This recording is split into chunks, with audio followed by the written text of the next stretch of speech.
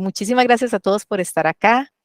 Mi nombre es Adriana Zúñiga Hernández de la Asociación Costarricense de Traductores e Intérpretes Profesionales. Queremos agradecerles a todos los que se nos están uniendo desde diferentes partes de América Latina para esta primera charla que tenemos programada para ustedes en celebración del mes de la traducción. Hoy tenemos el honor de tener a don Santiago de Miguel, quien nos va a hablar de un tema muy interesante, ya sea porque somos de la generación que nos gusta jugar y sabemos de juegos, o somos de la generación que con costos tocamos un Atari y en este momento tal vez no estamos viendo en la traducción de juegos y en la localización de juegos un nicho de trabajo, y entonces yo sé que don Santiago de Miguel nos va a abrir muchas posibilidades y nos va a abrir los ojos a todo lo que tal vez no conocemos. Para comenzar, le voy a ceder la palabra a don Carlos Mora, quien también es miembro de la Junta Directiva de ACOTIP, para que nos presente al orador del día de hoy. Carlos. Gracias, Adriana. Buenas noches a todos. Pues muchas gracias a Santiago por haber aceptado la invitación y haber, haber querido compartir con nosotros estos conocimientos que tiene.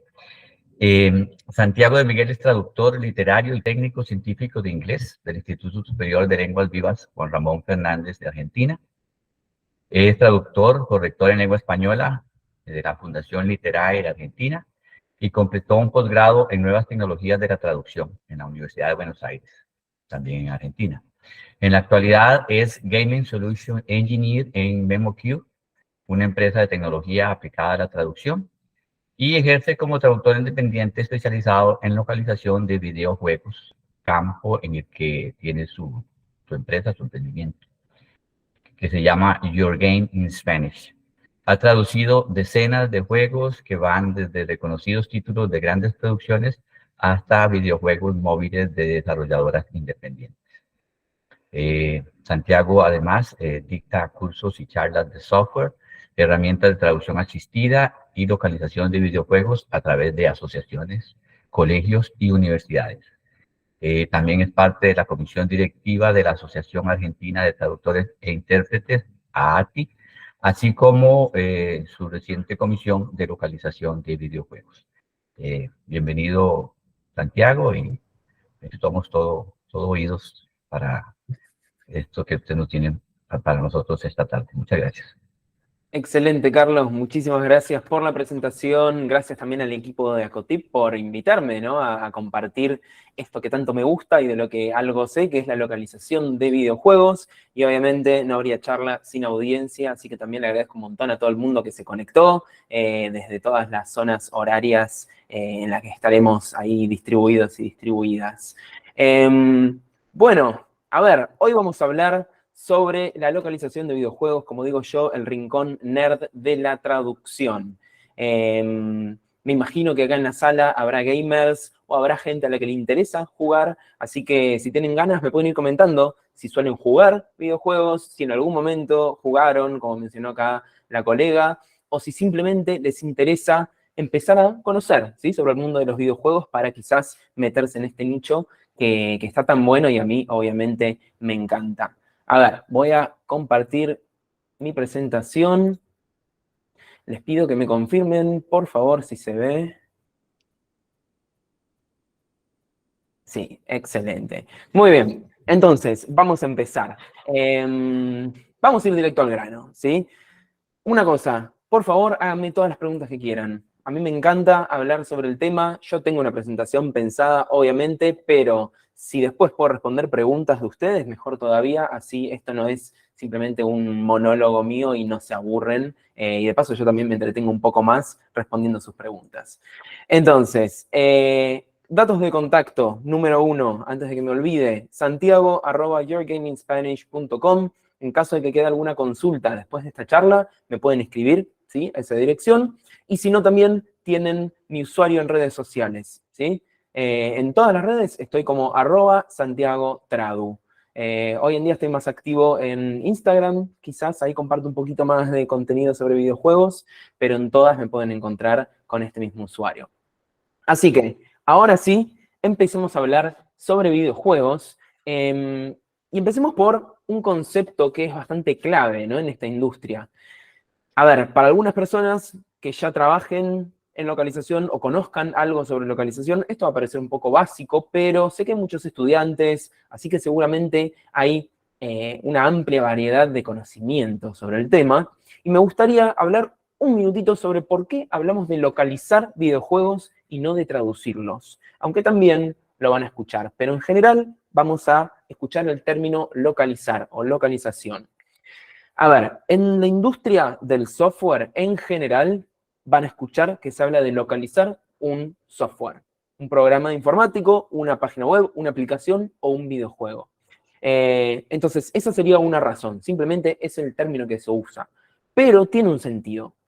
Y el sentido es que en software hablamos de traducir a un local específico, ¿sí? Ese local, o locale en inglés, es una variedad lingüística específica que en general se asocia a una región, ¿ok? Entonces, hablando de español, tenemos el español europeo o español de España, pero también tenemos el español de Latinoamérica, ¿sí? Que es en general la bolsa en la que entramos todos los países de la región. Si profundizamos un poco más, vamos a tener español de México, español de Argentina, español de Costa Rica y español de cualquier otro país, ¿ok? Pero, repito, en general en videojuegos vamos a ver dos grandes locales de español. El español de España y el español de Latinoamérica o también de México, como le dicen. Español 419, como se ve acá también en la presentación, es otra manera de decirle a este español genérico, de alguna manera, que usamos nosotros, pero es básicamente lo mismo. Entonces, al adaptar el contenido a un local, no solo se traduce, sino que se hace una adaptación un poco mayor. Se adaptan números, se adaptan unidades de medida, incluso se puede llegar a adaptar el contenido, ¿sí?, del juego en sí al local específico al que estamos traduciendo. Muchas veces esas decisiones no dependen de nosotros los traductores, sino de un equipo más amplio, pero bueno, puede llegar a pasar. También tenemos locales en inglés, obviamente, y en general en cualquier idioma, salvo que se trate de un idioma que se habla en un solo país o en una sola región. Creo que estoy fuera de foco, ¿no? Perdón, voy a tapar la cámara un segundo, a ver si me enfoco. Ahí va. Entonces, habiendo hablado de esto un poquito, vamos a algunos mitos que me gustaría derribar sobre los videojuegos en general. Obviamente, a mí me gusta jugar, entonces quiero que hablemos de esto. Primero, traducir videojuegos es fácil, ¿sí? Esto es algo que creo que mucha gente piensa, no solo sobre los videojuegos, sino sobre la traducción audiovisual en general e incluso la literatura a veces, porque se trata de entretenimiento, en el caso de juegos, cine y series. Y no, créanme que no es fácil localizar videojuegos, ni traducir películas, ni series, sino que tiene dificultades distintas a las que puede llegar a tener, por ejemplo, traducir un ensayo clínico. ¿Ok? No es fácil, es difícil por distintas razones. Y otro mito que veo mucho, sobre todo de la gente que no juega, es que solamente juegan los niños varones, ¿sí? Es la típica. Si tenemos un estereotipo de alguien que está jugando, suele ser un niño que está en su casa con una PlayStation, o puede llegar a pasar que se trate de un adulto muy mayor que vive en el sótano de sus padres todavía y se baña poco y come mucha comida chatarra. Esos serían como los dos estereotipos, ¿no?, que se ven sobre el gamer. Y no, ¿sí? Hay muchos estudios que demuestran que la edad promedio de las personas que juegan es de 34 años, más o menos, y casi el 50% de esas personas son mujeres, ¿ok? Así que, ojo, ¿sí? Esto es muy importante porque los juegos que se desarrollan hoy en día no son solo para niños y no son solo para hombres, ¿sí? Sino que abarcan una amplia variedad de distintos jugadores y jugadoras, ¿sí? Esto hay que tenerlo en cuenta porque según el juego que nos toque, vamos a tener que traducir de una manera o de otra, igual que si estamos traduciendo, por ejemplo, un cuento para niños o una novela para adultos, ¿sí? Hay que tenerlo muy, muy presente. Ahí veo que Malena, por ejemplo, dice que juega, es mujer, ¿sí? Entonces hay que localizar también para las mujeres, no solo para los hombres. A ver, me gustaría hablar un poco de cómo es un juego hoy en día, y esto lo empecé a incluir en mis presentaciones hace ya unos años, porque justamente un día estaba hablando con una colega sobre el League of Legends. Acá la gente que juega va a conocer este juego, es muy famoso. Le dije que es un juego muy divertido, un poco adictivo también, y me dijo, qué bueno, me lo voy a descargar en la compu y lo voy a probar. Pero yo solamente jugué al Mario, me dijo, en el Nintendo, creo, o en el Family Game. Entonces, claro, creo que mucha gente piensa que los juegos son esto y nada más que esto. Y está bien, es como que yo voy a opinar, voy a tener mis propios mitos y estereotipos acerca de otros campos que no conozco, entonces alguien que no juega no tiene por qué saber cómo son los juegos, ¿sí? Pero créanme que no son todos así, si bien siguen existiendo juegos así de plataforma, como se dicen, pero son mucho más complejos. Entonces, vamos a romper un poco con esta idea de que todos los juegos son para niños, para entretener, que no tienen texto y son medio bobos. Veamos un poquito del gameplay del juego que se llama Doom Eternal. Este juego a mí me gusta mucho, es muy frenético, van a ver. Y díganme si es igual de simple que ese pedacito de Mario que mostré. A ver, voy a mostrar una parte aleatoria del video.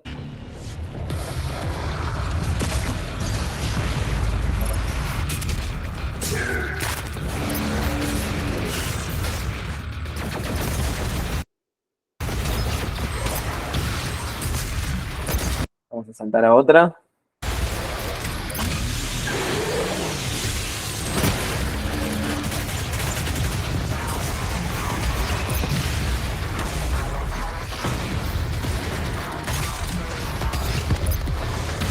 Vamos a ver una última partecita. A ver qué les parece.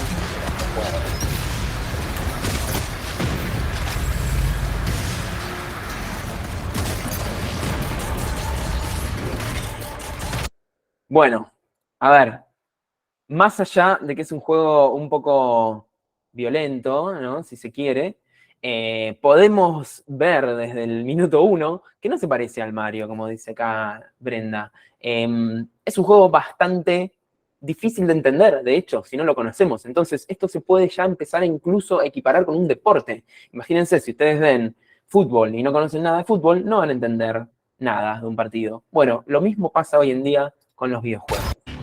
Vamos a ver otro videojuego también muy popular de hoy en día. A ver, en el chat me dicen si lo conocen.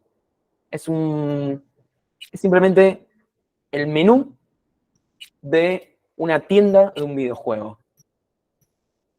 Lo voy a agrandar. Y acá lo que quiero es que vean la cantidad de texto que hay y la variedad de texto que podemos encontrar dentro de este juego. Muy bien, Joel, ahí adivinó. Cyberpunk 2077, otro juego que me gustó mucho, no cuando se lanzó, porque fue un horror, estaba lleno de errores, pero unos años después, realmente es un muy buen juego. ¿Ven? Fíjense, en una sola pantalla tenemos bastante texto que hay que localizar y hay que entenderlo, eso es lo difícil. Cyberpunk, entonces, vamos a ver un pedacito más de otro video. Este juego se llama Hi-Fi Rush y lo empecé a jugar hace muy poquito y me encantó, así que decidí poner en esta reproducción.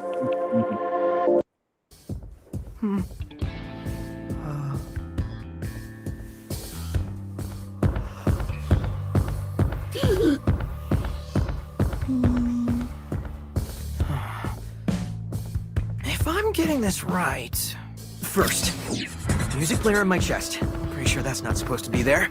Second, it's powering up my new robot arm. Third, it's making everything sync up with the beat. And...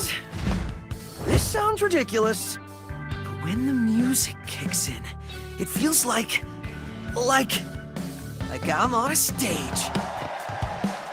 Woo, yeah! Bueno, bien. Ahí entonces les mostré un ejemplo del Hi-Fi Rush.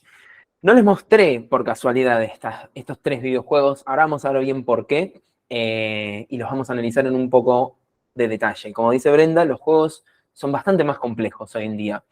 A ver, siempre hubo juegos complejos, pero yo creo que cada vez se amplían más, sobre todo teniendo en cuenta que juegan mucho los adultos, ¿sí? No son más un juego solamente para niños.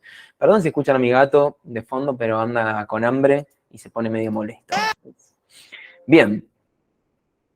¿A qué me refiero entonces con todo esto que les estuve mostrando? Hoy en día los juegos son complejos y esto viene emparejado con textos complejos, ¿sí? Un juego simple, en general, tiene textos simples. Por decir, Candy Crush es un juego, si bien es difícil, es relativamente simple en estructura y tiene textos también bastante simples. Estos juegos que acabo de mostrar son complejos y también vienen con textos complejos. Ese último no es un juego indie, de hecho está producido por Bethesda, así que tiene un respaldo bastante grande. Salió en el Xbox Game Pass, entonces no lo vas a encontrar en PlayStation, por ejemplo. Pero lo recomiendo mucho. Bien, textos complejos. ¿A qué me refiero con esto? Presten atención a esta captura de pantalla de vuelta del Doom Eternal, que es el primer juego que les mostré. Es un juego de disparos en primera persona. Puede parecer que no tiene mucho texto, pero cuando nos metemos en el menú del juego, encontramos este Codex o códice, que es básicamente un libro con una lista muy larga de demonios, de enemigos, de armas, de runas, de distinto equipo que podemos tener, y realmente contiene muchísimo texto, ¿sí?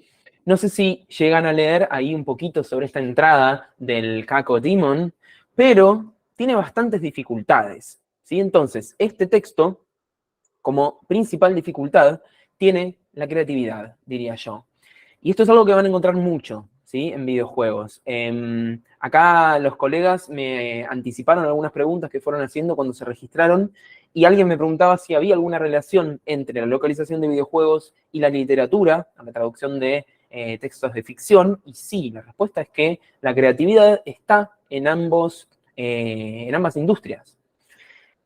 En el caso de los videojuegos, dependiendo del tipo de juego, podemos encontrar textos más creativos o menos creativos. En este caso, describir, por ejemplo, todos estos demonios va a ser un trabajo bastante creativo, pero después vamos a tener la interfaz de usuario, que es súper estructurada, ¿sí?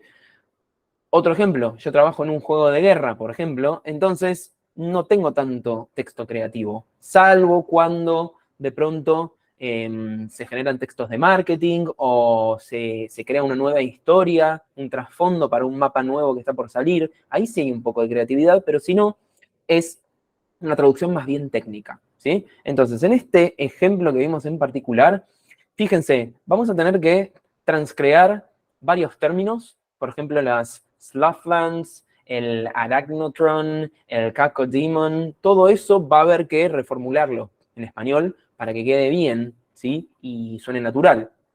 Aparte, tenemos el texto escrito en una prosa que es bastante cuidada. Se nota que los textos tienen bastante amor. Ahí la persona que los redactó le puso mucho esmero, y eso se suele ver mucho en juegos AAA como este, es decir, juegos que son grandes producciones.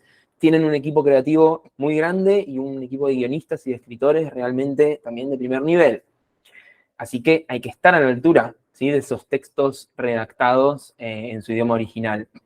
Y después tenemos un demonio en particular, que no me puedo acordar cuál era, que en el texto original no tiene marca de género. Se refieren a ese demonio como un it, ¿sí? Ojo, eso también hay que tenerlo en cuenta, porque puede llegar a ser importante para la trama del juego o incluso para quitarle, ¿no?, una entidad humana a este demonio. Entonces, todo esto implica un trabajo creativo bastante importante. Miremos ahora esta segunda captura de pantalla de un juego que se llama 12 Minutes, que de hecho es un juego que recomiendo mucho para quienes no suelen jugar demasiado. A ver, es una historia atrapante. Si mal no recuerdo, tiene la voz de William Dafoe o algún famoso así.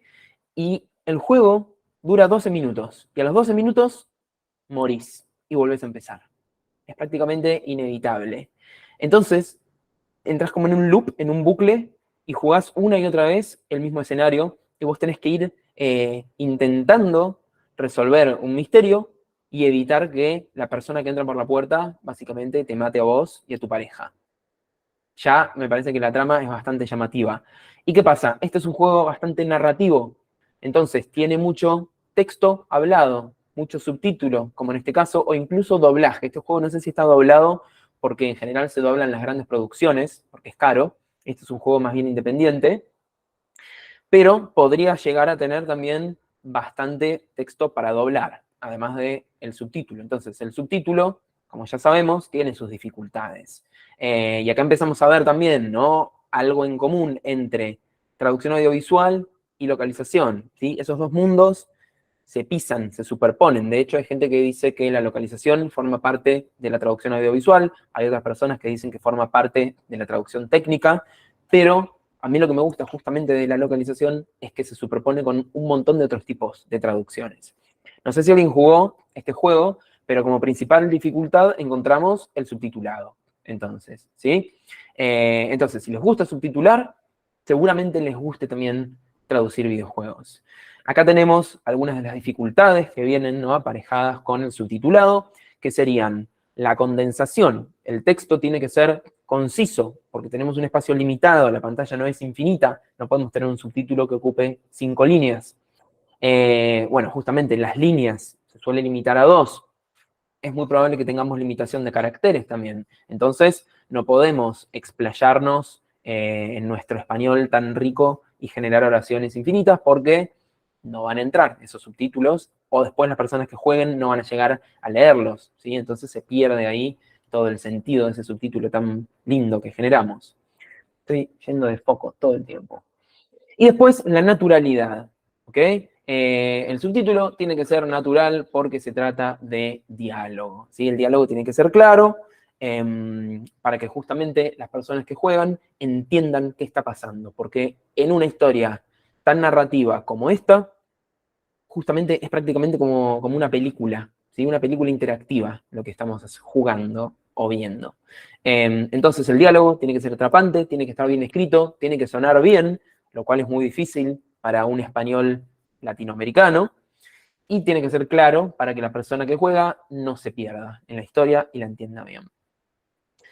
Ok, subtitulado y doblaje. Ahora, veamos esta captura, ¿sí?, de League of Legends. De vuelta, este juego que ya mencioné, que es tan famoso a nivel mundial.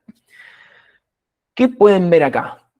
Quiero que presten atención a la descripción del Manamune que figura ahí en el medio de la pantalla. Vamos a ver si puedo de alguna forma. Genshin Impact, sí, nunca lo jugué, pero es muy famoso y tiene mucho texto también. En general, estos juegos de rol, los RPG o MMORPG de ese estilo, tienen un montonazo de texto, mucha descripción de armas, de equipo, de historia, de habilidades. Hay realmente un montón. Hay también un famoso lore o una historia en general, que es todo el trasfondo de los personajes que forman parte del juego. Entonces es un lujo traducir esos juegos. Realmente es como un sueño, ¿no?, para el localizador o la localizadora. Entonces, esta descripción del Manamune, ustedes verán que hay un iconito, un número, y después dice Attack Damage, ¿sí? Presten atención a eso. Y después lean, por ejemplo, la descripción de O. Dice Game Bonus Attack Damage equal to 2%. ¿Sí? Ahí tenemos colores, tenemos iconos, tenemos distintas fuentes. Quiero que presten atención a eso. ¿Por qué? Porque la dificultad de este tipo de textos son las variables y las etiquetas.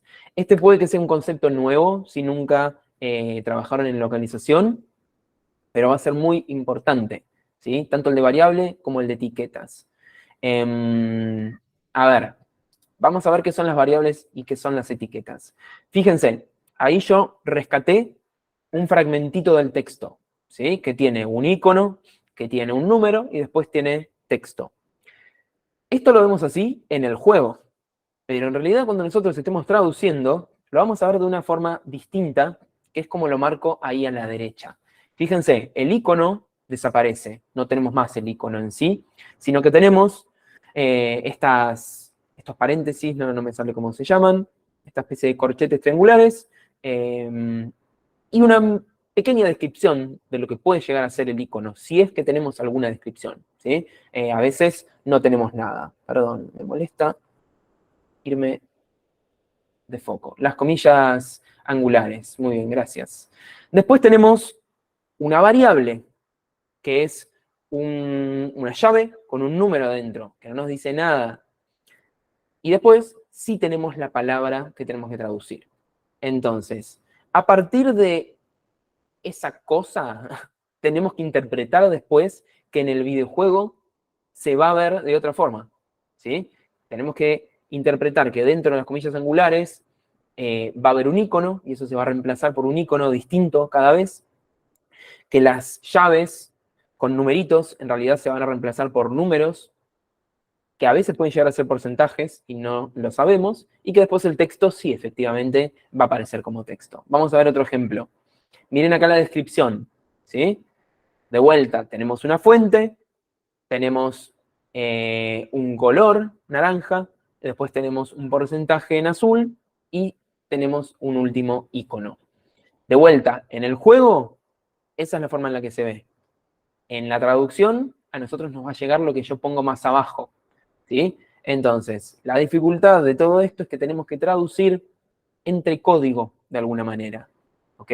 Por esto yo recomiendo mucho, por un lado, hacer talleres de localización de videojuegos, porque esto se practica mucho, y si no, incluso hacer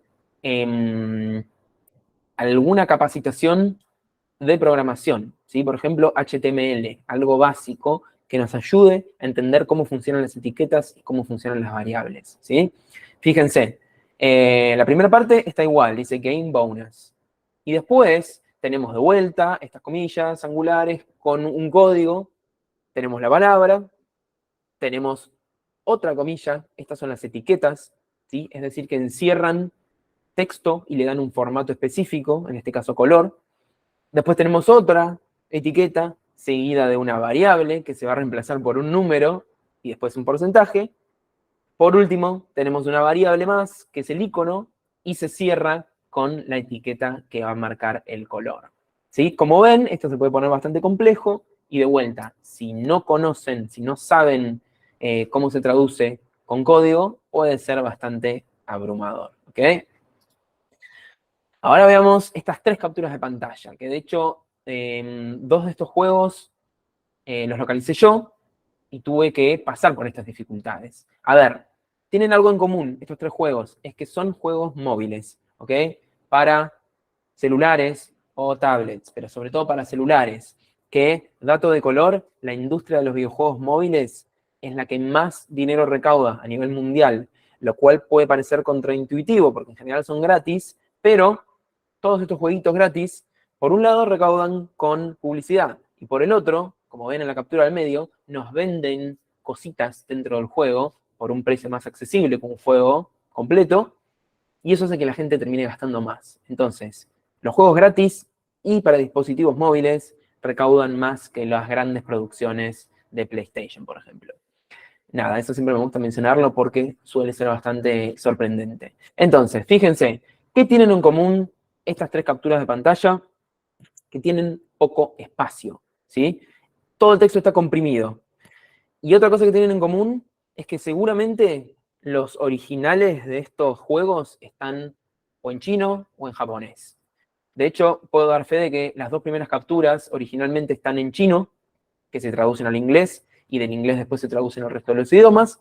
Y el juego de la derecha, ya que es de Dragon Ball Z, es probable que originalmente esté en japonés y después se traduzca al inglés y al resto de los idiomas, ¿sí? Bien. Entonces, tenemos muy poquito espacio. Fíjense, en la captura de la izquierda, fíjense, de hecho no llego ni a leer yo, creo que dice Armor Depth, ¿sí? Abajo del número 3474, fíjense lo chiquitito que se ve, ¿sí? Prácticamente no se lee, o el nombre de los aviones, está todo muy comprimido, o fíjense donde dice Firepower, no entra una letra más ahí, entonces eso plantea una dificultad. Después podemos ver la captura número 2. Fíjense, por ejemplo, el botón que dice Obtain, abajo de Get It for Free. Ese Obtain entra justito también. Si llega a extenderse el texto, cuando traducimos al español, por ejemplo, es probable que no entre. Y ahora tenemos casos extremos en la última captura, sobre la derecha, que es la de Dragon Ball. Miren el botón que dice Details. De vuelta, si se llega a extender un poco, ya no entra, pero miren abajo lo que dice. ¿Llegan a leerlo? Dice Ability Bonus. No hay forma de que entre bonificación de habilidad ahí, ¿sí? Y esta es la principal dificultad que tenemos cuando estamos traduciendo juegos móviles, ¿sí? El poco espacio que hay y la limitación que va a venir de la mano con esto.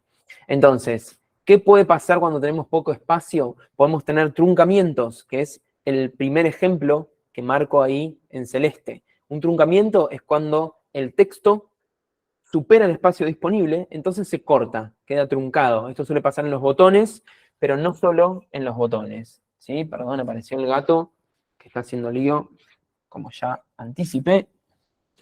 Vamos a encerrarlo. Ahí está. Bien, después podemos tener desbordamiento, que es el otro ejemplo que muestro a la derecha.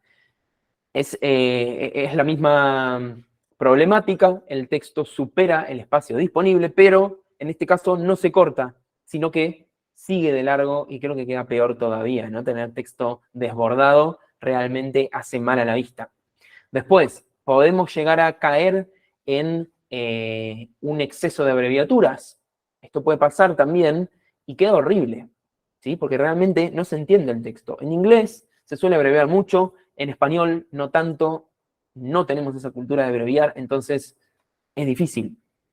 Y después podemos tener limitaciones de caracteres súper estrictas, y además, no solo en inglés es mucho más conciso que el español, sino que el chino, el japonés, el coreano, los idiomas asiáticos que usan estos caracteres son muchísimo más concisos. Entonces, ese es un problema cuando el juego se desarrolla originalmente en chino o en japonés, ¿sí? Si la persona o el equipo que lo desarrolló no tuvo en cuenta la internacionalización de ese juego, es decir, que después se va a localizar a un montón de idiomas, estamos en un problema, ¿sí? Porque los botones suelen ser así chiquitos, donde entra un carácter chino y después no entra nada en el resto de los idiomas.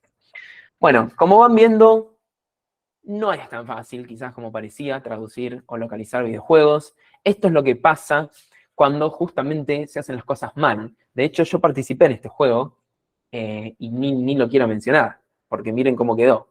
Yo creo que no hice esto, pero esto va más allá de lo que podemos hacer como profesionales de la localización.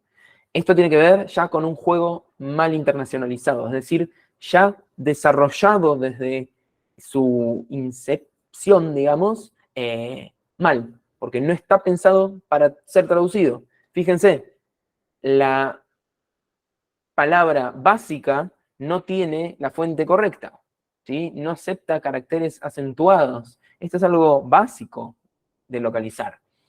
La fuente tiene que aceptar distintos caracteres. ¿Qué pasa si esto se localiza al árabe, por ejemplo? Ni me quiero imaginar. Debe ser un horror. Miren la cantidad de abreviaturas que tenemos. Acá abajo, no sé si ven mi cursor, sí creo que lo ven. Dice O.condecoración. Realmente no sé qué será. Orden, no sé qué será esa O. Y acá caemos en las abreviaturas excesivas, ¿sí? Que además es innecesaria. También tenemos zoom limitados, pero abajo tenemos suministros convencionales. Es decir, que entraba en 2 líneas. Pero esta información claramente la persona que tradujo no la tenía, entonces se vio forzada, digamos, a abreviar. Después tenemos acá un truncamiento gigante, la tarjeta mensu en vez de la tarjeta mensual, ¿sí? Que se podría haber quizás acortado por carta o alguna abreviatura. Nada, como ven, cuando no se localiza bien, las cosas salen mal, ¿sí? Acá estoy marcando un montón de errores, ¿no? Que quedaron. Acá también tenemos otro truncamiento, la e-colección diaria, en vez de recolección diaria. Bien, bueno, obviamente el problema que tenemos después, en general, cuando estamos traduciendo, es la falta de contexto y este es nuestro final boss, digamos, nuestro jefe final al que nos tenemos que enfrentar día a día cuando localizamos. A ver, ¿qué pasa? Vamos a hacer una pequeña expectativa versus realidad. Mucha gente cree que cuando estamos localizando juegos, estamos más o menos en este contexto, ¿sí? Tenemos el juego por un lado, o no sé, nos mandan una PlayStation, nosotros podemos jugar al juego 10, 20 horas para entender un poco cómo va la cosa, Y después tenemos un Word donde vamos a ir traduciendo, ¿sí? Entonces podemos jugar un poco, traducir otro poco, jugar un poco, traducir otro poco. Y no, en general no suele ser así. Estaríamos todos felices si este fuera el caso. A veces tenemos el juego, de hecho ese juego que estoy mostrando lo localicé yo y lo tenía. Pero ¿qué pasa? No nos pagan en general por jugarlo y familiarizarnos, aunque deberían, ¿sí? Porque si estamos familiarizados con el juego, vamos a generar una mejor traducción. Pero bueno, no pasa. A veces el juego está disponible, pero no tenemos acceso al juego, ¿sí? Porque, no sé, lo tendremos que comprar nosotros, no nos lo dan. Y lo que suele suceder, de hecho, es que el juego no está listo todavía, o no se lanzó. Entonces, no hay forma de que tengamos acceso a ese juego. A ver, esta no es la regla general. A veces los desarrolladores tienen en cuenta que para traducir bien necesitamos conocer lo que vamos a traducir y nos dan quizás un acceso anticipado al juego, nos dan una clave para poder descargarlo, nos dan incluso una versión con trucos que nos permiten avanzar más rápido. Eso sería como el caso ideal y me pasó una sola vez en mi carrera, pero bueno, entiendo que tiene que ver por el tipo de clientes con el que trabajo yo, pero no siempre pasa. Entonces, esta es la expectativa que mucha gente tiene. Traducir juegos equivale a jugar mucho y traducir un poco también, ¿sí? No, esta es la realidad con la que en general se van a encontrar. Van a trabajar mucho con archivos de Excel o Google Sheets, como esto que vemos acá. Fíjense, estos son archivos multilingües que tienen muchos idiomas. Esto es real, si esto está tomado de un juego, de hecho del mismo que mostré en la captura anterior. Y fíjense, tenemos muchas columnas, pero enfoquémonos en algunas. Primero, tenemos la columna D, que es el texto en chino. Tenemos la columna E, que es la traducción original al inglés del chino. Después tenemos la F, que es la versión revisada del inglés, la pulida. Y después tenemos de G en adelante, que es el resto de los idiomas a los que se traduce a partir del texto que está en la columna F. Pero aparte de eso, tenemos 3 columnas más que son importantes. La primera, nota, no siempre está, y le agradecemos un montón al desarrollador o a la desarrolladora que sí la incluye, o al gestor de proyectos, porque nos agrega contexto e información para poder traducir mejor, ¿sí? Después tenemos la columna B, que de igual forma no siempre está, y se agradece cuando sí está, porque nos marca la limitación de caracteres, es decir, hasta cuántos caracteres podemos incluir en nuestra columna, ¿sí? Para que esa traducción entre después en el juego final.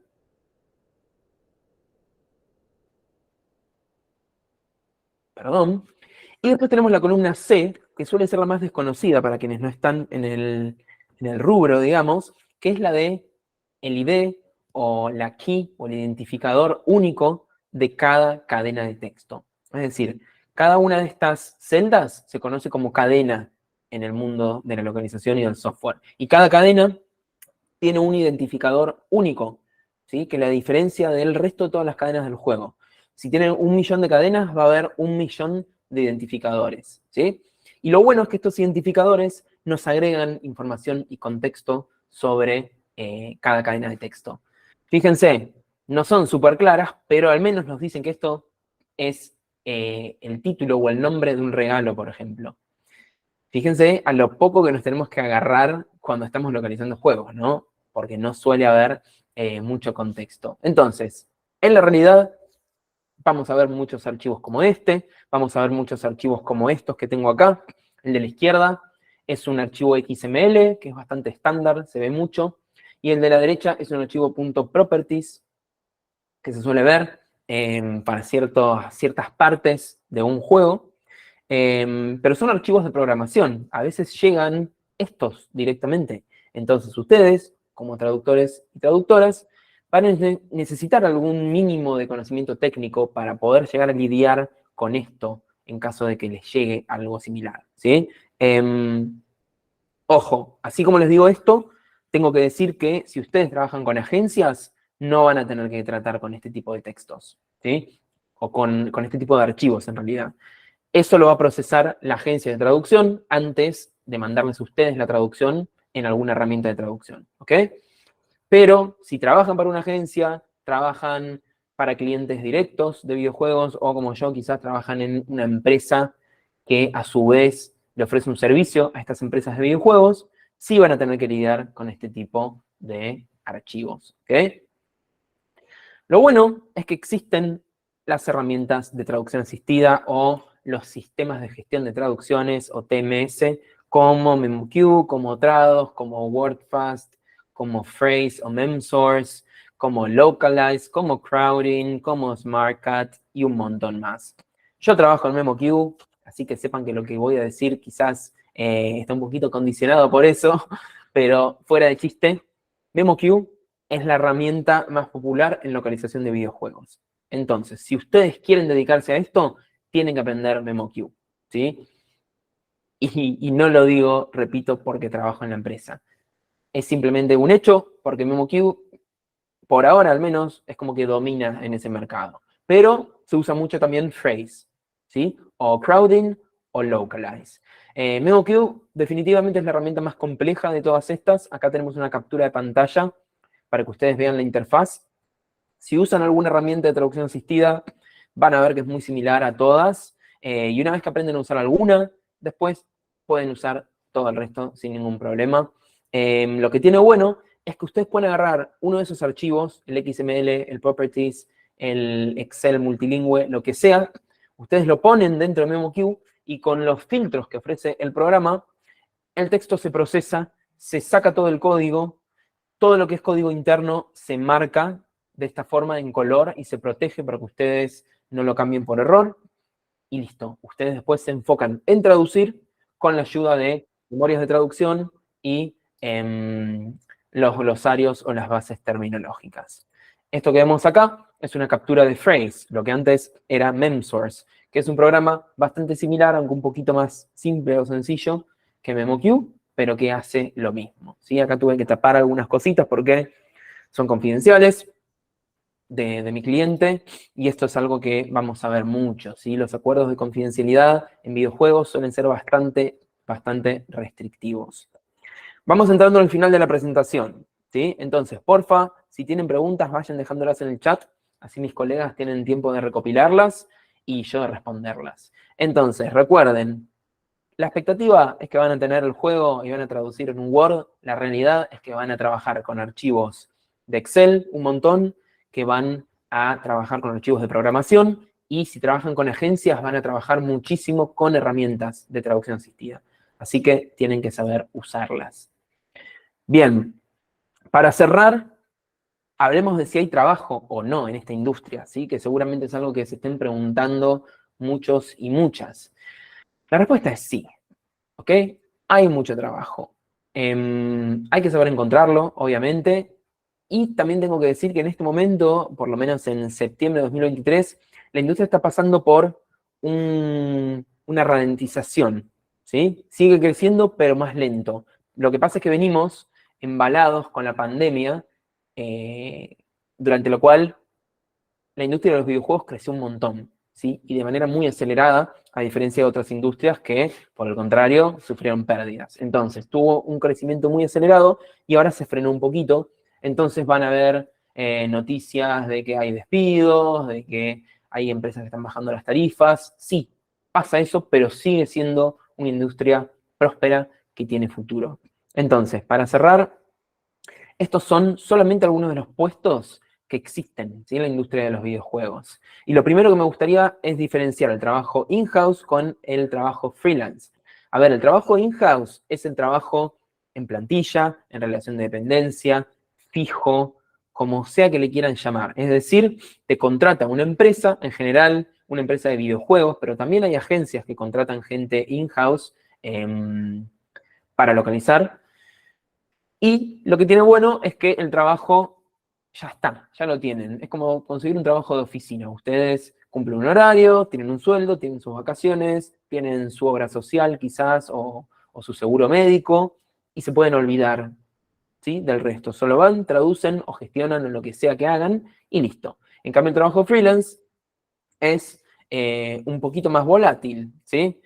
En general se enfoca solamente en traducir, pero las posibilidades también son mucho más amplias. Tienen que buscar distintos clientes, pueden participar en distintos proyectos, pueden trabajar con empresas de distintos lugares del mundo, ¿sí? Entonces, hay algunos puestos que son estos que yo mencioné, simplemente se me ocurrieron, pero seguramente hay más.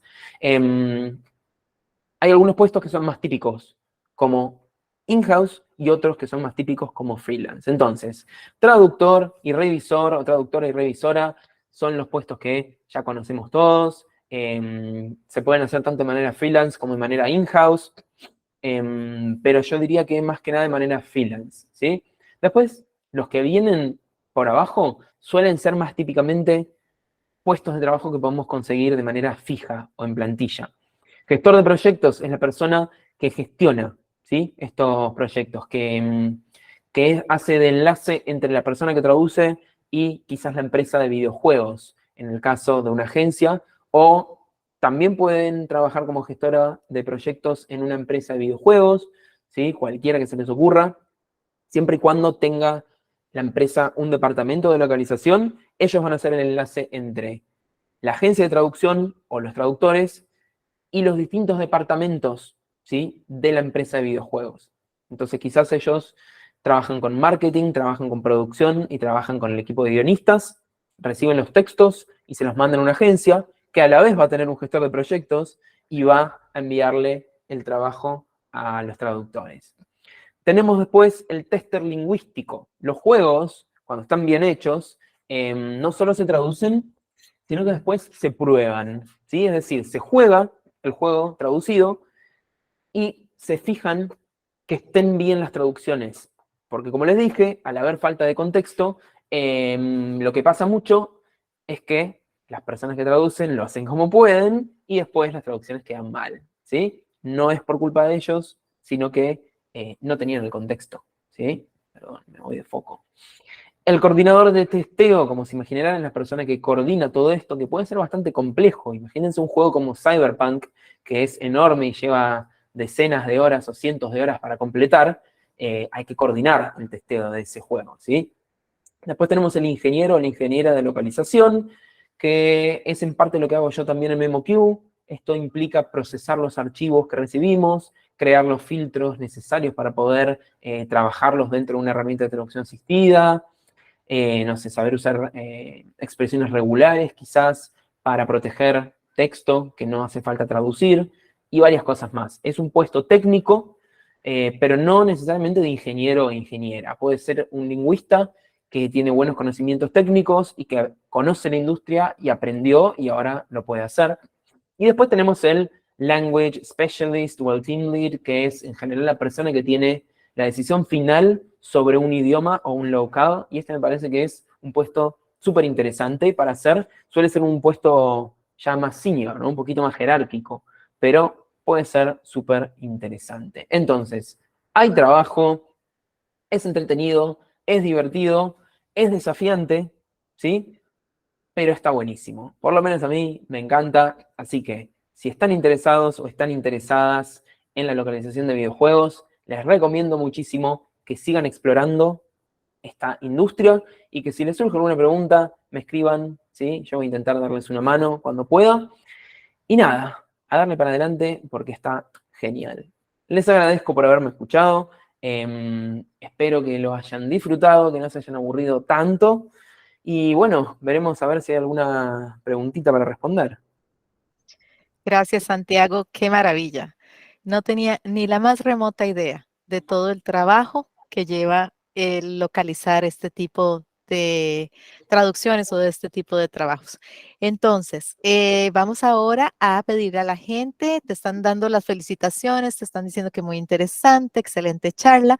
Tenemos preguntas y queremos recordarle a la gente que puede hacer las preguntas ya sea por el chat o si se animan y quieren abrir su micrófono, levanta la mano y les damos la palabra. Ahora quien nos va a leer las preguntas es la vicepresidenta de ACOTIP, Natalie Lecouture. Nati. Sí, hola a todos. Muchas gracias, Santiago, por tu presentación. Cuando pensamos localización de videojuegos, uno piensa en la traducción y adaptación de un tipo de contenido, ¿verdad? Pero en realidad con tu presentación uno se da cuenta que es todo un mundillo. Los juegos son un mundo aparte, ¿verdad? Y me gustaría tal vez retomar, antes de leer las preguntas que nos llegan por chat, retomar las preguntas que recibimos al preparar esa charla con vos, organizadas tal vez en 3 temáticas para ser un poquito ordenados, tal vez empezando por las cuestiones de capacitación y herramientas que necesita el localizador, que es algo muy importante para empezar a trabajar y hacerte la pregunta. Voy a volver a leer lo que recibimos. Bueno. Y tal vez vos puedas contestar la pregunta directamente. Hablaste de la TAO, de la traducción asistida por ordenador, nos comentaste varias herramientas. Ahora, a nivel de hardware, de equipo, alguien preguntó si es necesario contar con una PC gamer o una consola en casa para poder trabajar en el rubro. Por cuestiones económicas a veces es complicado ese asunto. La respuesta es no, definitivamente no hace falta. Lo único que necesitan es que su computadora pueda ejecutar MemoQ, Phrase o la herramienta de traducción asistida que vayan a usar y listo, realmente. A ver, no necesitan ser gamers para poder traducir juegos. ¿Ayuda? Claro que sí, igual que ayuda, por ejemplo, no sé, ser médico o médica si necesitan traducir un ensayo clínico, ¿sí? En videojuegos, el equivalente a ser especialista de alguna manera es jugar. Entonces ayuda un montón, pero si no juegan y no tienen una compu gamer, no pasa nada, porque como dije, no es que van a recibir ustedes los juegos, los van a tener que jugar durante horas y recién después van a tener que traducir. No, Ok, probablemente eso no gracias. pase. Así Gracias. que no es necesario. Uh-huh. Ok. Valeria hizo una pregunta en el chat, la voy a leer de una vez porque va relacionada con el tema de especialización y certificación. Uh-huh. Ella pregunta qué requerimientos usualmente piden las empresas de videojuegos para un traductor que trabaja en localización. Bien, a ver, las empresas de videojuegos, yo creo que es bastante similar a lo que suelen pedir las agencias de traducción, que realmente no es demasiado, ¿sí? O sea, con respecto a certificaciones, títulos, no, lo que van a buscar es que ustedes traduzcan bien. Entonces, yo les puedo contar mi experiencia. Las agencias y también las empresas de videojuegos que tienen un departamento de localización, lo que les van a hacer es enviar una prueba de traducción y ustedes la van a tener que hacer y la van a tener que pasar muy bien. Ahora, si se trata de una empresa de videojuegos, una desarrolladora, obviamente van a tener un montón de instancias de entrevistas también. De hecho, hace poco unas colegas estaban haciendo todo el proceso de admisión para una gran empresa de videojuegos y empezó con una prueba, después pasó a una entrevista, después pasó a otra prueba, después pasó a otra entrevista y después les dieron el veredicto, digamos. Pero bueno, obviamente buscaban personas que fueran traductoras, que tuvieran un título de traducción, pero más allá de eso, lo que buscaban era la calidad en la traducción. Obviamente suma tener, no sé, un posgrado, una maestría en traducción audiovisual y localización, sí, claro, pero en definitiva lo que va a hacer eso es que ustedes sean mejores a la hora de traducir, que es lo que busca la empresa en sí.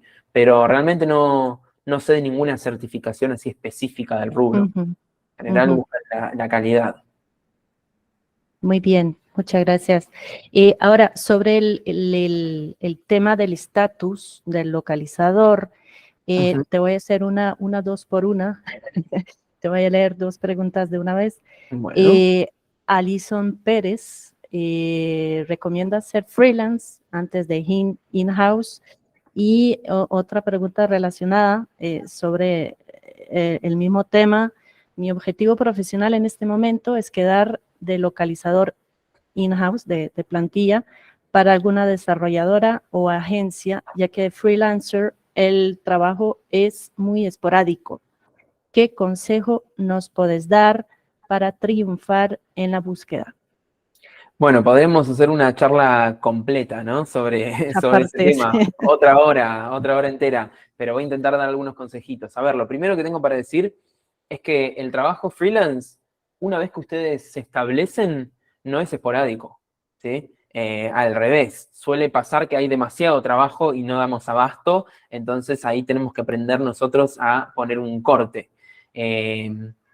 Obviamente hay temporadas altas y temporadas bajas, ¿no? Cuando se acerca el verano, que es época de lanzamientos, hay un montón de trabajo, después se lanzan los juegos, baja el caudal y después vuelve a subir. Pero si ustedes se saben organizar, manejan bien sus cuentas y tienen varios clientes, no debería ser esporádico el trabajo, ¿sí? Obviamente al principio sí lo va a hacer. Ahora, con respecto a recomendar ser in-house o freelance, la verdad es que cada experiencia ahí va a ser única. A ver, mi experiencia fue que primero fui in-house, pero en una agencia de traducción, que no era de videojuegos, sino general, y apenas pude, me hice freelancer, porque por lo menos en Argentina yo encontraba que ese tipo de trabajo en plantilla tenía un techo con respecto al sueldo. Y al lanzarme como independiente, pude empezar a trabajar para empresas del exterior, no sé, de Europa, de Estados Unidos o de Asia, y pude ganar bastante más de lo que ganaba en un trabajo fijo, ¿sí? En relación de dependencia. Ahora, esto lo digo viviendo en Argentina. No sé cómo es la situación en Costa Rica. Quizás un sueldo en Costa Rica es similar a un sueldo de Europa, entonces ustedes pueden, no sé, trabajar de manera fija para una empresa de Costa Rica y es lo mismo, o no, o quizás les conviene trabajar para Europa para poder ganar mejor. Pero si ustedes, por ejemplo, tienen pensado emigrar o vivir una experiencia en otro país, ahí sí quizás tiene más sentido conseguir un puesto in-house, porque les va a dar una estabilidad bastante mayor y de hecho quizás es un requisito para poder, no sé, conseguir una visa de trabajo o un permiso de residencia en otro país. A mí me gusta la vida del freelancer. Si bien trabajo en MemoQ, ahora lo hago part-time y después también tengo mis propios clientes. Pero entiendo que no es para todo el mundo y hay gente que prefiere la estabilidad, ¿sí? De un trabajo fijo. Pero realmente no puedo recomendar una cosa o la otra. Lo que sí tiene de bueno el trabajo in-house es que les va a enseñar un montón, ¿sí? Y quizás tienen más posibilidades de cometer errores porque van a estar en equipo, van a tener a alguien que los capacite, que les revise el trabajo. Cuando vos sos freelancer, estás un poco solo y si metes la pata en algo, corres el riesgo de que también ese cliente no te contacte más. Eso es una realidad. Pero yo creo que hay muchas opciones y va a depender de lo que anden buscando. Cierto, sí, eso aplica también para los otros nichos de mercado de la traducción, ¿verdad? Tal cual. Ok, ahora, después de ese punto de la capacitación, del estatus, de las herramientas del traductor, hablemos un poquito del tipo de contenido que supone adaptar y localizar un texto. Hablaste de las principales dificultades, ¿verdad? Que supone la localización. Hemos recibido muchas preguntas en torno a ese tema. ¿Cuál es el mayor desafío que has tenido en la localización de videojuegos y cómo lograste resolverlo? Yo no sé si podrías, Santiago, darnos un ejemplo concreto de alguna situación que tuviste para entenderte un poquito más. Sí, bueno, a ver, se me ocurren dos situaciones, dos juegos y el diferenciador entre por qué uno fue una dificultad y por qué el otro fue realmente una buena experiencia.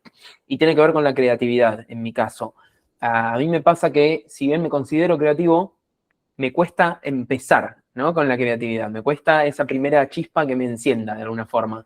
Entonces, ¿qué pasa? Me asignaron un juego entero para hacerlo yo solo. Y de pronto ese juego estaba lleno de términos inventados para los enemigos. y me chocaba contra una pared intentando transcrear esos nombres. Me costaba mucho hacerlo solo y no tenía con quién consultar. Entonces esa fue una gran dificultad para mí. En cambio, un tiempito después me asignaron otro juego, pero con un colega conocido. Y entramos en la misma situación. Nombres de personajes, nombres de habilidades, realmente muy creativas en inglés, y en español era bastante difícil.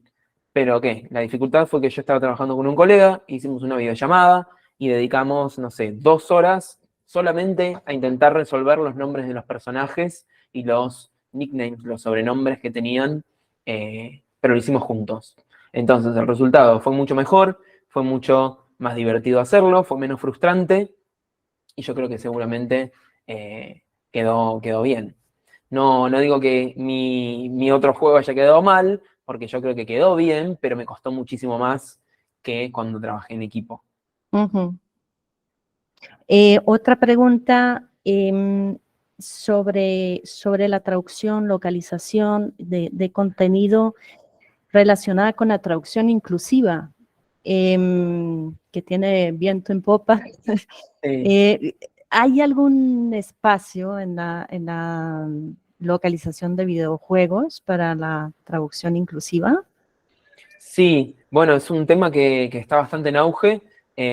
Acá en Argentina tenemos varias referentes, no me quiero olvidar de nadie, pero me gustaría mencionar a Carolina Panero, a Jessica Terceros, a Carla, no me puedo acordar su apellido, mil disculpas, pero bueno, también está en España, hay un libro incluso sobre el tema, y sí, es algo que está bastante en auge, como dije, viene en parte porque se sabe ahora que la mitad de las personas que juegan son mujeres, y ni hablar de que también podemos tener personas no binarias, ¿sí? Estemos de acuerdo o no, digamos, eso aparece en videojuegos incluso. Hay personajes no binarios.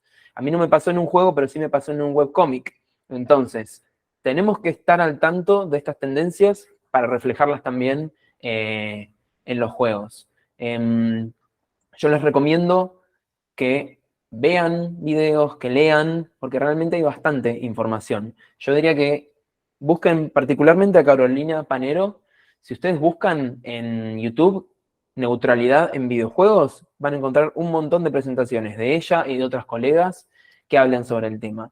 Y me parece bastante pertinente que todo el mundo lo tenga en cuenta, sobre todo si somos varones los que estamos traduciendo o localizando. Es muy fácil olvidarnos de esto, ¿no? Porque pensamos en nosotros y en otros varones que juegan, pero bueno, sabemos que la audiencia es más amplia, así que sí, definitivamente hay que instruirse, tenerlo en cuenta y hacerlo mejor para que la traducción sea lo más inclusiva posible. Sí, o sea que la localización maneja básicamente las mismas problemáticas que la traducción general o especializada, ¿verdad? Tanto en cuanto a fondo como a forma. Sí, Eh, exactamente. y más allá, porque por todas las limitantes técnicas que nos comentaste en tu presentación, vemos que son bastantes y son muchas en realidad, lo cual hace pues que la localización es un desafío bastante grande.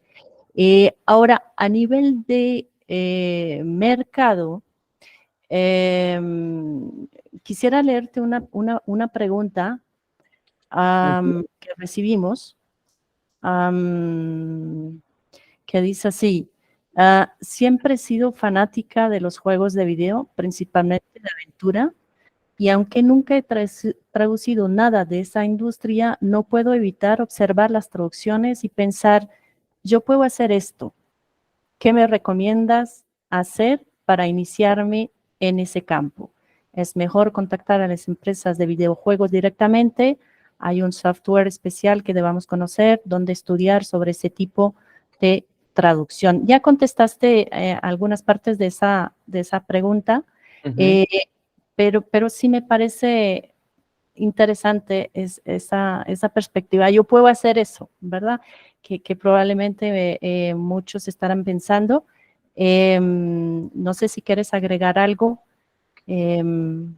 para ayudar, pues, ayudarnos a entender cómo se puede incursionar en este campo. Bien, bueno, yo creo que el yo quiero hacer eso es lo que mucha gente piensa y obviamente hemos pensado, porque como dije, parece algo sencillo, es un juego.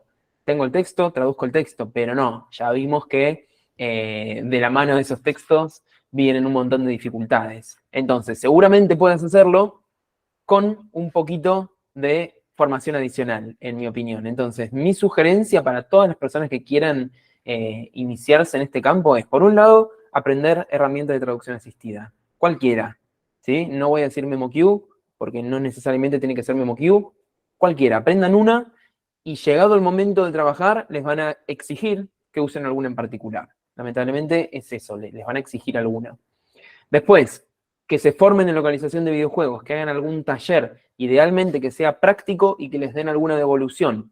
No sé si hay muchos, no sé, en Costa Rica si hay alguno, ahora en Argentina me parece que no hay, pero bueno, Carolina Panero, ya la mencioné, ella tiene talleres, yo he dado talleres, y si me inspiro el año que viene, capaz que organizo alguno. Los colegios, las asociaciones suelen organizar, hay muchos en España, ¿sí? Pablo Muñoz Sánchez tiene, bueno, ahora María Eugenia Reyes también tiene, se me fueron el resto de los nombres, pero hay mucho taller en España, hagan alguno, ¿sí? Y después, lean, hay mucho para leer, yo recomiendo el libro de Pablo Muñoz Sánchez, y después lo que recomiendo es que lean el blog de Lucille Danilov. Déjenme compartirlo. Lucille Danilov es una colega de Francia, traductora de francés, y tiene un blog muy lindo que se llama Locked and Loaded, que lo recomiendo siempre. Y ella va a poder explicar mejor que yo incluso un montón de cuestiones de cómo iniciarse en la localización. De hecho, su última entrada del blog es justamente Getting Started in Game Localization, ¿sí? En este posteo ella explica en detalle y da un montón de sugerencias sobre cómo iniciar, así que recomiendo ir a su blog. Ella tiene un montón de cosas. Tiene entradas sobre pruebas, tiene entradas sobre MemoQ, tiene entradas sobre agencias, ¿sí? Tiene, ven como acá, como ven acá, una lista literalmente de agencias que traducen videojuegos. Entonces, ese podría ser un punto de partida, escribirles a estas agencias. Ojo, porque no todas las agencias son buenas, ¿sí? Entonces tengan eso en cuenta a la hora de contactar posibles clientes. Perfecto, muchas gracias. Sobre las perspectivas en este campo, bueno, tuviste palabras muy, muy positivas y optimistas, pese a la desaceleración que se dio últimamente. Alguien preguntó en las preguntas que recibimos si te imaginas trabajando en este sector de acá, por ejemplo, 10 años. Ok, muy buena la pregunta. Y yo creo que sí, definitivamente. Primero porque me encanta, me gustan los juegos. Me abrió un montón de oportunidades este mundo, así que le agradezco un montón. Y después, si la pregunta va por el lado de pensar que puede llegar a desaparecer o pensar que la traducción automática nos puede llegar a reemplazar, yo creo que igual va a haber trabajo y va a haber tareas para que hagamos los y las lingüistas. Ahora, que la traducción automática va a avanzar y se va a usar cada vez más, sí, eso lo firmo porque ya lo veo hoy en día, ¿sí? Y trabajando en MemoQ veo cómo los clientes de videojuegos empiezan a pedir más y más, ¿cómo se dice? Soluciones de traducción automática. Vemos que la inteligencia artificial también va perfeccionando estos sistemas. No son perfectos, no están cerca de ser perfectos, pero bueno, van mejorando y aún así siempre vamos a necesitar algún humano que haga alguna tarea en relación con eso. Entonces, sí, yo me veo acá, ojalá que hasta que me jubile o me retire trabajando en la industria de los videojuegos, ¿sí? Bueno, es una buena noticia. Sí, sí, sí. Ok, Santiago, voy a volver al chat porque veo varios comentarios, uno de Isaac Miranda Barrantes que está preguntando en cuáles videojuegos has trabajado. Bien, mira, me encantaría poder decirte los juegos más lindos, más llamativos en los que trabajé, pero como ya dije, la industria tiene acuerdos de confidencialidad que son bastante abusadores también de alguna forma contra los que traducimos, entonces esos no los puedo decir. Son juegos conocidos que me encantaría poner en mi currículum, pero por suerte hoy en día sí esto está cambiando. Hay una tendencia que es el hashtag de Translator in the Credits, que de hecho iniciamos acá en Latinoamérica y ahora lo tomó el resto del mundo y está generando todo un revuelo en la industria. Lo están incluso tomando las grandes empresas de videojuegos. Está cambiando esto, por suerte, pero a mí no me tocó, yo llegué tarde. Yo estoy hace unos años ya en esta industria, entonces cuando hice esos grandes juegos, esto no pasaba. De hecho, he tenido problemas porque pensaron que yo estaba hablando de un juego públicamente y no era así. Entonces, no puedo comentar. Sí he trabajado en juegos móviles. Hoy en día trabajo en juegos móviles, de hecho, con clientes de China. Pero probablemente no los conozcan. No sé, trabajo con Warpath, trabajo con... ya ni me sé los nombres porque como no me gustan ese tipo de juegos, no los Se te consumo. olvidan. Claro. Realmente no son juegos pertinentes. Los buenos no los puedo mencionar. Ok. Un comentario de Mariana Gallo. En Argentina, la UTN, la Universidad Tecnológica Nacional, Sí. tiene una diplomatura en traducción audiovisual. Si estuviste mencionando lo de la traducción audiovisual y la traducción de videojuegos es uno de los módulos, también tiene una diplomatura en localización y traducción, son online, supongo que se pueden hacer desde cualquier lugar. Sí, gracias por el comentario y por el recordatorio, Mariana. Entiendo que estas diplomaturas igual tienen una modalidad bastante de estar pregrabadas o de autoevaluación, pero creo que sí también tienen una instancia de devolución, así que pueden ser una buena alternativa a los cursos. Y también me hiciste acordar que la UBA, la Universidad de Buenos Aires, ahora tiene una nueva maestría en traducción audiovisual y localización. Ahí sí, lo más probable es que tengan una buena cantidad de horas de práctica y de devoluciones con un docente muy bueno, así que eso lo recomiendo un montón. Si tienen la oportunidad de estar en Argentina, de cursarla, porque es presencial, por lo menos por el momento, para mí sería como la capacitación por excelencia para dedicarse a la localización y a la traducción audiovisual en general, porque es súper completa. Perfecto. Pues yo creo que hasta ahí, para las preguntas, barrimos bastantes preguntas que hemos recibido. Y las del chat, Mariana dice, sí tienen devolución, pero se enfocan más en la cuestión técnica que en la traducción en sí. Claro. No sé por qué nos dice. Muchas gracias, Mariana. Yo creo que ya lo podemos dejar aquí. Te dejo la palabra, Adriana, para cerrar esta sesión de preguntas. Gracias, Santiago, y nos vemos pronto. Muchas gracias, Nati. Muchas gracias, Santiago. Muy buenas las preguntas que nos llegaron de antemano y también las que fueron colocando en el chat. Me imagino que van a tener muchísimas más preguntas una vez que ya toda esta información llegue a donde tiene que llegar.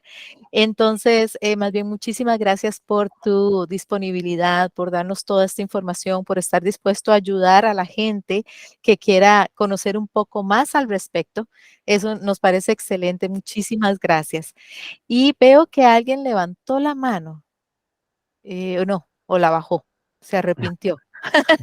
Bueno, quisiera también agradecerte porque, digamos, yo tengo preguntas, después te las haré, porque en serio, es muchísima información, pero creo que las personas que asistimos a esta charla de hoy nos podemos dar una idea ya un poquito mejor de todo lo que requiere hacer la localización de videojuegos. Y lo importante es este último mensaje que nos dejó Mariana con respecto a que hay opciones de capacitación en diferentes partes del mundo, muchas ahora son en línea, entonces los que estén interesados en incursionar en este campo pueden empezar a prepararse, porque eso es algo que también nosotros siempre queremos reforzar, la importancia de no hacer por hacer, sino hacerlo bien, saber lo que estás haciendo y por qué lo estás haciendo de esa forma, todo eso es sumamente importante.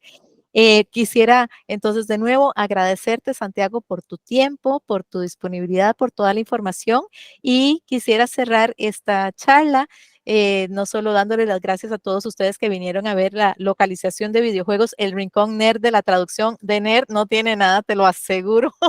Es increíble la cantidad de cosas que hay que saber al respecto. Y quisiera que nos acompañen, por favor, a las otras 2 charlas que tenemos programadas para este mes. La que sigue se llama La importancia de elaborar glosarios para el trabajo del traductor. Vamos a tener a las traductoras públicas Carolina Diniz y Karina Barres hablándonos sobre ese tema tan importante. Eso será el miércoles 13 a la misma hora. Y luego tendremos para cerrar el miércoles 20 de septiembre a la misma hora también al señor André Moskovitz, quien nos va a hablar de qué es lo correcto, qué debo decir o escribir, una presentación sobre variación lingüística. Entonces, les queremos agradecer a todos por su presencia, les agradecemos también por sus lindos comentarios en el chat. Son bienvenidos a que nos sigan acompañando y muchísimas gracias y muy buenas noches a todos.